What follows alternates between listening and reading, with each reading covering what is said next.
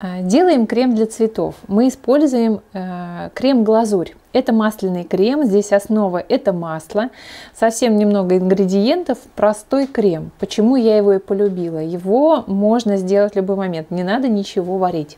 Мы берем масло, мы берем молоко, берем глюкозный сироп. Если у вас нет глюкозного сиропа, попробуйте заменить инвертным, но я бы все-таки использовала именно глюкозный сироп, можно это подготовить в момент.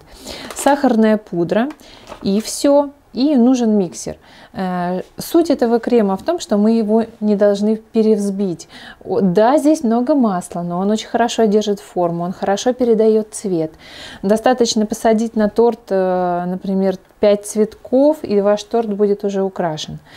Капелька ванили скрасит этот крем, и на самом деле он вкусный, как бы он ни казался, что он жирный, масляный и так далее, он вкусный. И что самое главное, он может передать красоту цветка. Нам понадобится для порции крема 450 грамм масла. Масло должно быть холодным. Рекомендую температуру 10, 11, 12, 13 градусов рабочее. Молоко должно быть температура 27 градусов. Глюкоза обычная, комнатной температуры. Сахарная пудра, тоже самое обычное. Если вы сомневаетесь, обязательно ее просейте. У меня она хорошая, не слипшаяся. Значит, масло режем кубиками. Я сейчас накидаю полосочками, взвешу. Видите, оно плотное масло. То есть самый лучший вариант — это когда вы хранили ее в морозилке, масло, и выложили на комнатную температуру. Тогда оно не будет по краям мягким. Вот у меня оно лежало в холодильнике, просто сейчас показать, вот эта упаковка верхняя. И видите, по краям оно стало мягким. В середине температура нужная.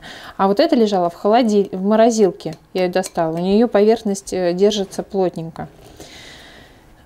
Так, накидываем 450 грамм.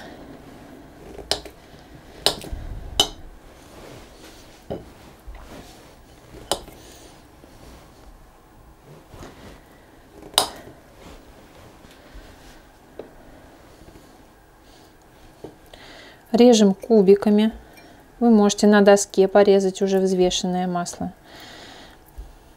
Если у вас температура масла еще не дошла до нужных градусов, вы можете помельче порезать и оставить, так оно быстрее дойдет до нужной нам температуры.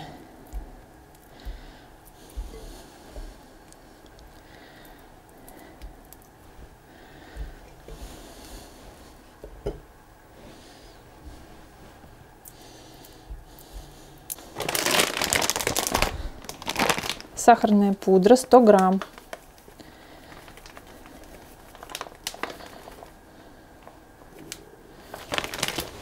Молоко 100 грамм. 27 градусов молоко. Если вы вдруг масло перегрели и вам некогда остужать, добавьте более холодное молоко. 65 грамм глюкозы, жидкой глюкозы, глюкозного сиропа.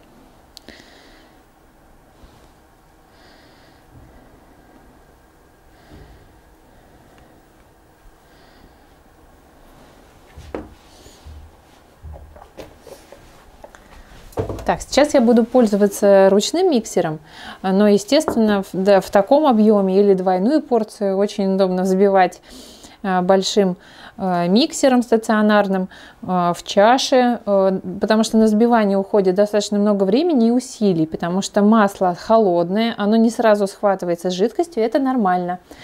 Некоторое время взбивается эта масса в крошку, потом жидкость, она отделенная, да? Потом эта крошка начинает потихоньку собираться, жидкость впитывается, и как только масса схватывается с жидкостью, мы перестаем взбивать. Потому что если мы будем взбивать дальше, наша масса станет пышной, масса станет больше воздуха, вследствие чего масло станет слишком мягким и не будет той плотности, которая нам нужна. А нам пузырьки не нужны. Я вот хочу, чтобы вы поняли именно смысл, да, вот этого именно крема, что он плотный. Мы только-только вводим его в состояние одного комка, общей массы, и сразу уже все, перестаем взбивать. Еще насчет масла. Масло ищите самое белое, какое вы найдете.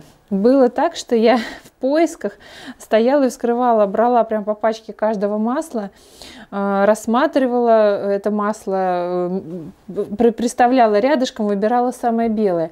Каждый раз проверяйте, потому что у нас вы одну, например, нашли марку масла, которая беленькая, и берете ее все время. А может быть случится так, что какая-то партия будет желтая. Поэтому просто выбирайте по принципу самое белое масло. И используйте. Что ж, у нас такая данность, нет у нас белого масла, да, нужного нам. Все, начинаем взбивание. Начинаем взбивать на низкой скорости, просто чтобы разбить вот эти вот комочки, да, потихоньку, и не разбрызгать всю жидкость по кухне.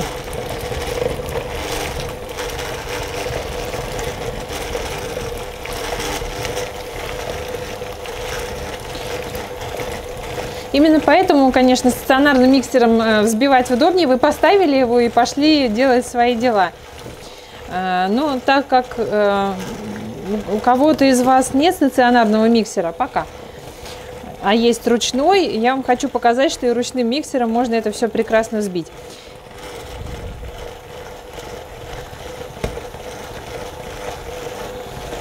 Ну, мы сейчас, по сути, мы крошим это масло в мелкие кусочки.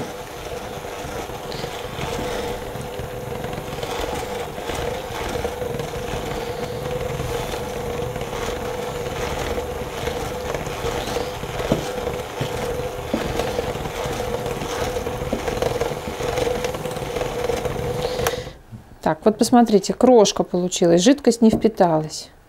Видите, не вбилось еще ничего. То есть жидкость отдельно, масло отдельно.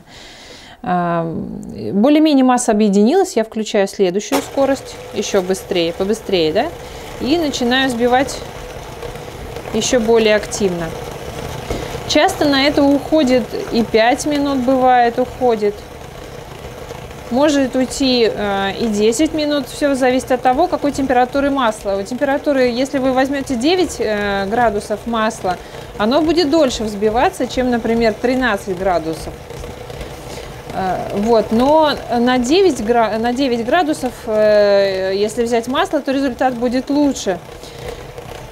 Чем холоднее и плотнее масло, тем лучше будет крем блестеть. И свойства держаться он будет лучше.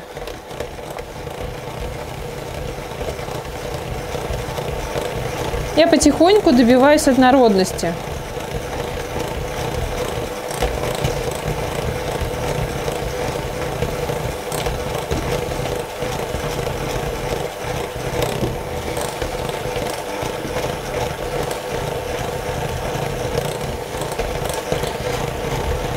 Ну вот, моя масса стала еще более однородной. Вот посмотрите.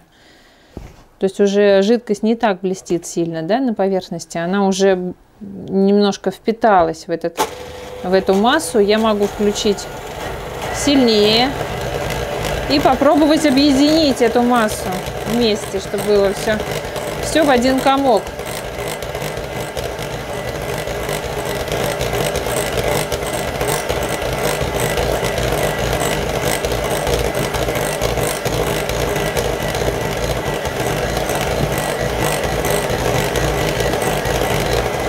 Так, вот посмотрите, масса уже близка к тому, чтобы схватиться друг с дружкой. Вы это увидите, она стала сухой, перестала блестеть, жидкость вошла в масло.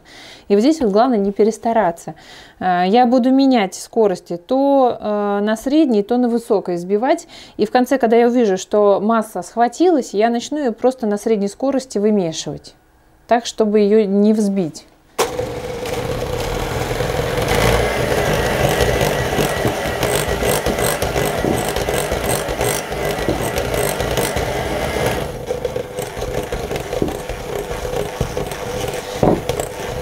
Так, вот характерная особенность этого масла, оно елозит по миске одним комком, держится. Я вот здесь вот домешаю некоторые такие вот моменты, которые еще не сбились в кучу. Тут есть участки масла, вот он сверху.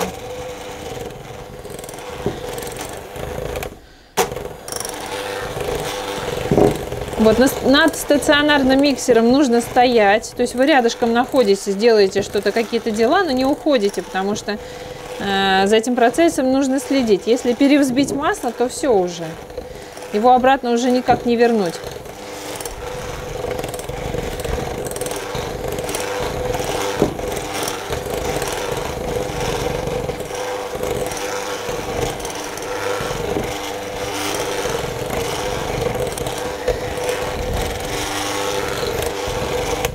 Так, ну вот, мы вымесили. Видите, масса держится одним комком. Вот она какая плотная, мне ее даже особо не стряхнуть. Ну, слегка она побелела, цвет, конечно, желтый. Вот, ну, будем выбелять. Что же делать?